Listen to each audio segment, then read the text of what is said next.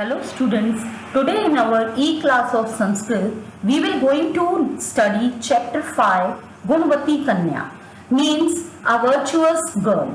This is a story taken from the prose work named Dash Kumar Charitam, written by poet Danvi.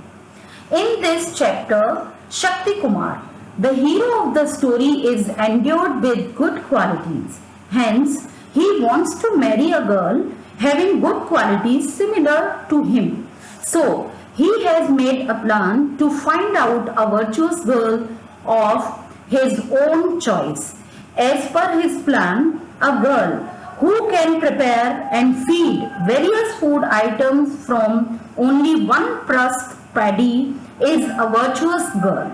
After finding such a girl, he would put a proposal of marriage, and if she agrees, he will marry her. The moral of the story is that in spite of want of things, a good or virtuous person with excellent skill can get desired happiness. So students, before the translation of the chapter, let's have a look at the story.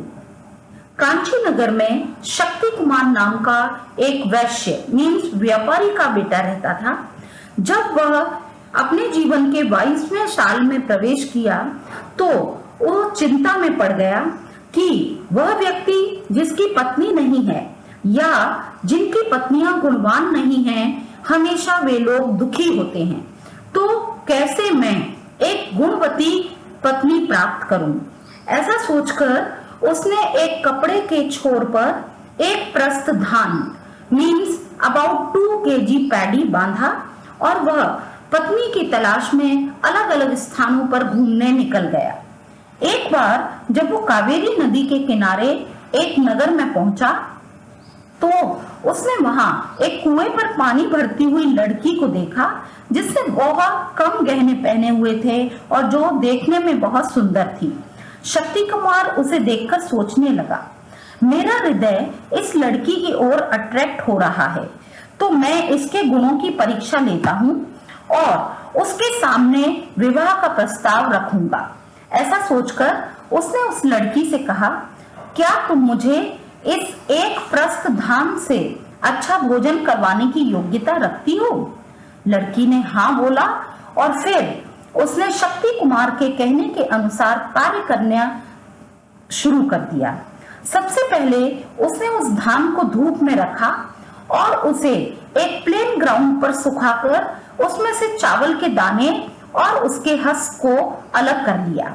अलग किए हुए husk को उसने अपनी सेविका को देकर गहने साफ करने के काम के लिए गोल्डस्मिथ के पास बेचने के लिए कहा और कहा कि उससे जो भी पैसे मिले उनसे वो लकड़ी खरीद कर लाए।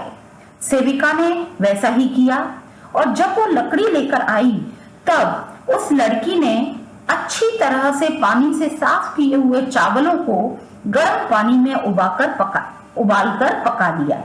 बाद में उसने जलती हुई लकड़ियों को पानी से बुझाकर उसमें से कोयले प्राप्त किए और उन कोयलों को उसने अपनी सेविका को देकर उन लोगों को बेचने के लिए कहा जिनको उनकी जरूरत हो, और बेचने के बाद उनसे जो पैसे मिले उनसे उसने सब्जी, घी, दही और तेल लाने को कहा।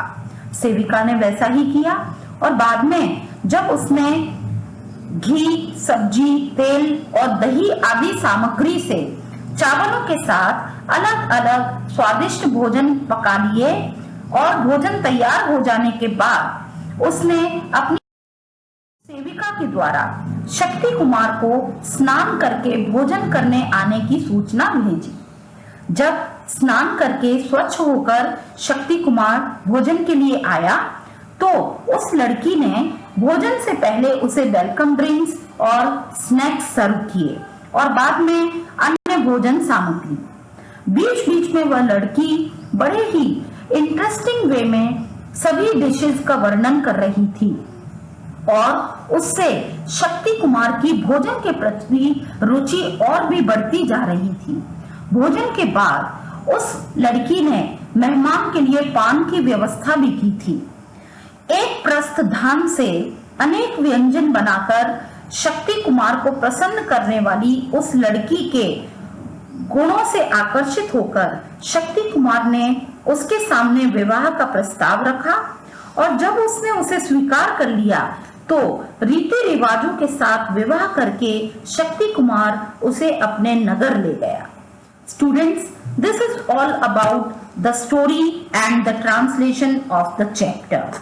For translation, you have to refer PPTs. Now, in this chapter, you have to write down the translation in your fair notebook, and along with translation, two topics are very important for short notes. They are Shakti Kumar's planning for the test and second is planning of the excellent girl. You have to write down these short notes also in your fair notebook. Thank you.